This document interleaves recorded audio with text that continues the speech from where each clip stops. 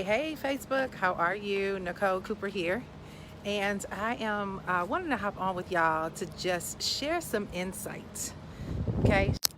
So I actually am just leaving a therapy session, y'all. Listen, it's the best thing since sliced bread to get you a doggone counselor and have therapy in your life. This has been my second session. And, we were talking today. It's funny because I feel like I get up in that therapy session and be writing books with my words. I just be letting it flow, right? And a lot of the stuff that is said in there, I'm like, dang, I should be recording this stuff because it gives you really good insight. Hey, you guys. Hey, Teresa. Hey, Lynn. Hey, Judes. Hey, Aisha. So therapy gives you such good insight into what's going on in your world. And you realize that what I love about it, and she said it when we were closing out, she said, this isn't about judgment. It's just a place to share your truth and to get an opportunity to see things from a different perspective, right? And that perspective is, let me ask you more questions about why you feel the way that you feel. And so one of the biggest challenges that I've personally been dealing with is, guys, as you start getting older, and y'all know I always reference this man book. I love John Acuff's book Start, where he talks about your stages of life that you're in. In your 20s, you learn. In your 30s, you edit. And in your 40s, you're mastering. In your 50s, you harvest. And in your 60s, you come back and you sow into the lives of others. So being that I'm in my 40s now, I'll be 42 tomorrow, y'all. Being that I'm in my 40s, you start getting serious about life. Because in your 20s and your 30s, you're exploring, you're trying different things, you can experiment, and you feel like you have time.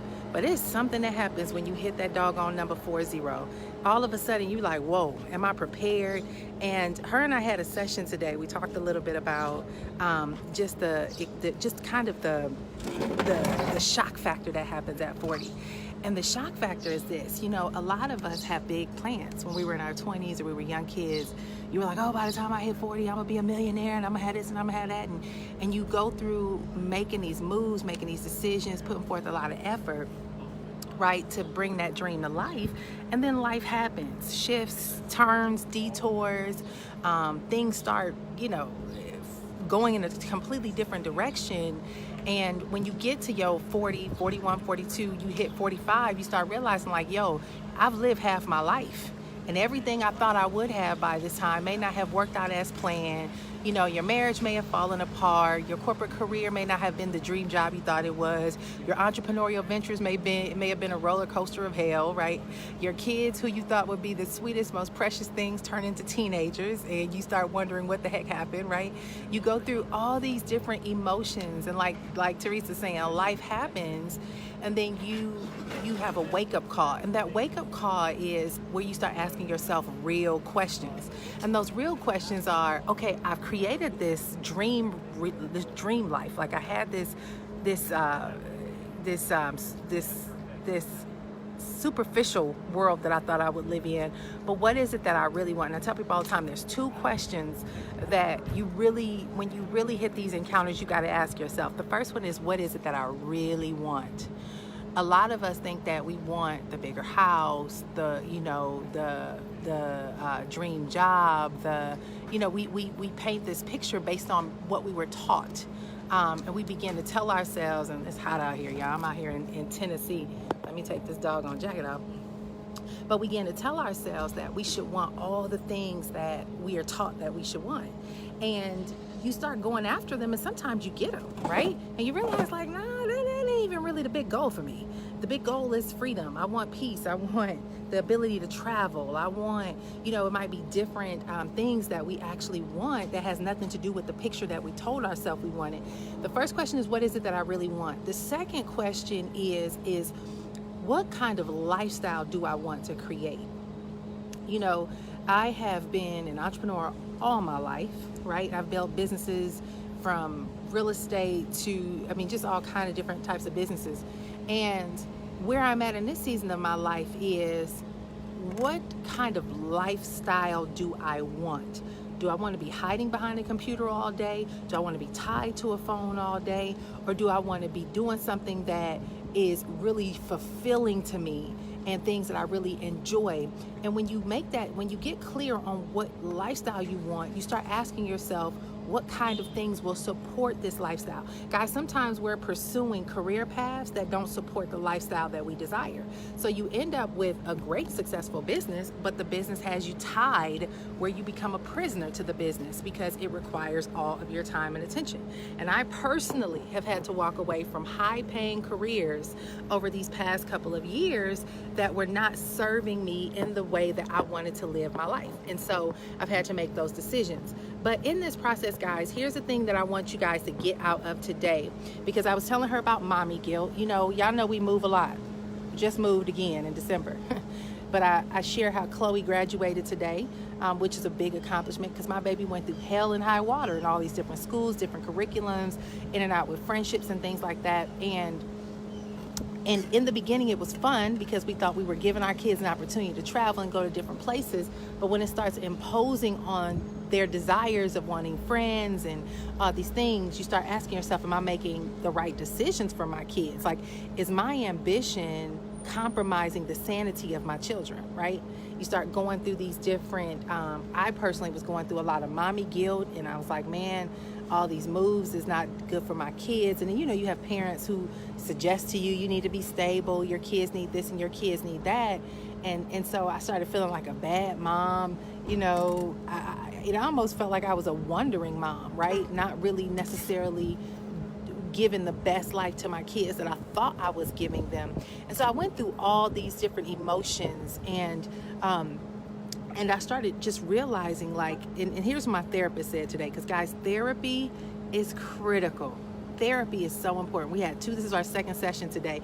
And the first session when I came in, y'all, let me tell you, I vomited all over this woman. I was like, I had so much bottled up in me, and I needed somebody to hear what was happening in my head about life and business and parenting and marriage and, you know, just health and everything about what was happening in my life. And I can tell when I was done with that woman in our little hourly session, she was like, I can't wait till this lady leave my office, right? But today I came in a lot more peaceful, a lot more calmer.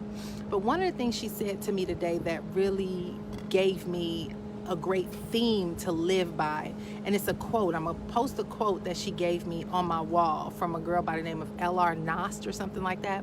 But she talks about the craziness of life. And one of the things that she said is, it's important to find the beautiful in the ordinary. She said, you know, life can be beautiful and amazing, and then it can be tragic and horrible. And the whole quote talks about, but the essence of it is the ability to find beauty in the ordinary, right? The ordinary, simple, everyday things. And so when she said that, I was like, you know, sometimes we want so many fireworks going off in every area of our life that we don't take advantage of the simple, ordinary things that are happening on a day-to-day basis that are beautiful, and they define who we are. And we often want the big fireworks and the magic and the wazoos and the this and the that. And I know for me, I was chasing that for so long, of trying to force the magic to happen all the time in every area of my life, that it got to the point where we were like, okay, we got to figure out some form of settling and make some over 40 life decisions, right?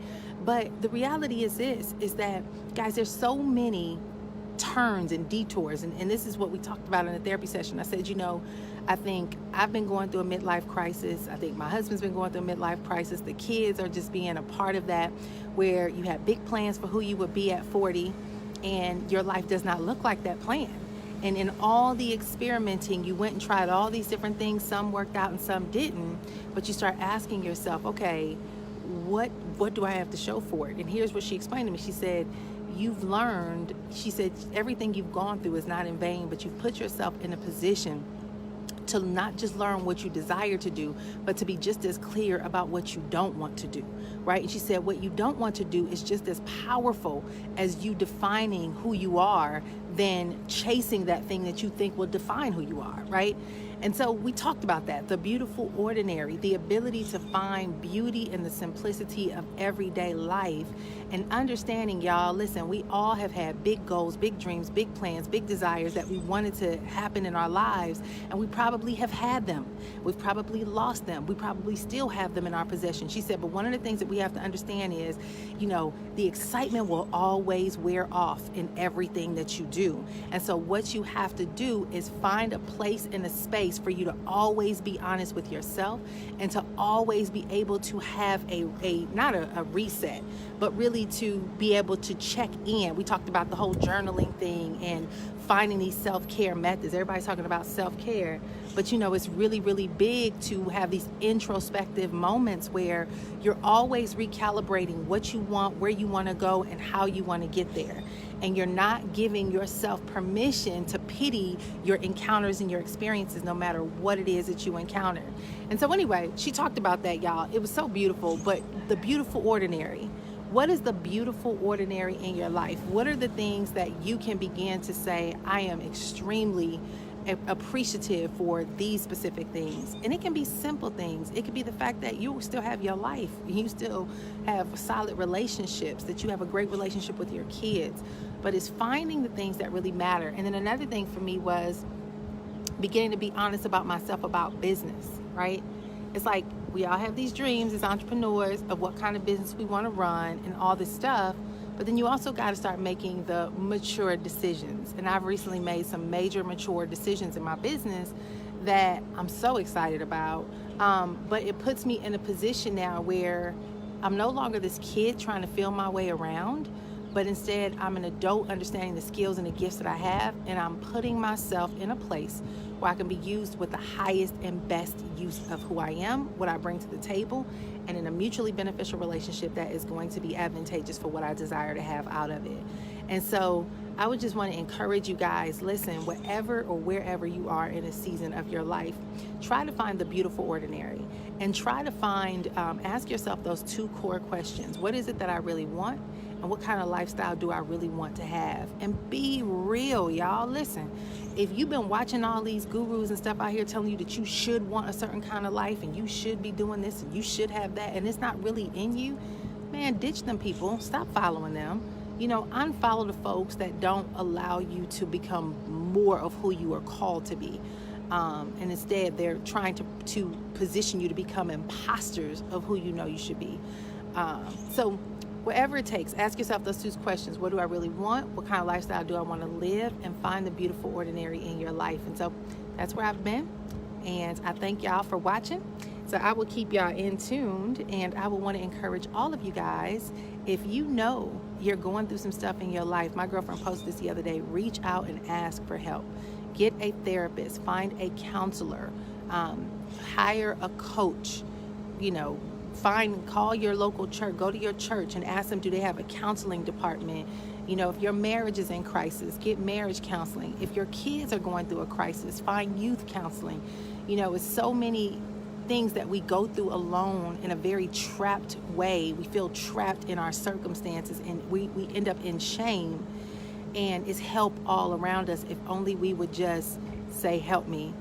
And so I'm all about help these days. I always tell people all the time, if I am stuck in a place and I know that I've just hit a wall, I'll say, listen, I need help. Can you help me? And I stopped being concerned about what people are going to think or what they're going to say, or if I'm being a burden. Nah, boo, if you're available, I'm reaching out. And if this is not for you, then let me know and tell me who I need to go to next, right? So just want to share that with y'all while I sit out here at Whole Foods and going to find me something delightful to munch on. So hopefully this helps you guys find life in the beautiful ordinary. Was it dark over here? It's so nice and sunny. And y'all, look how sunburnt I am. Y'all saw my sunburn post? Y'all see how burnt I am? Look, my back is like fire. I am so sunburned, it is ridiculous. My back is like, it's like a whole 4 shades darker than my actual skin tone. But anyway, all right, y'all, I'm gonna wrap this up. Great talking to you guys. Talk to you later. Bye.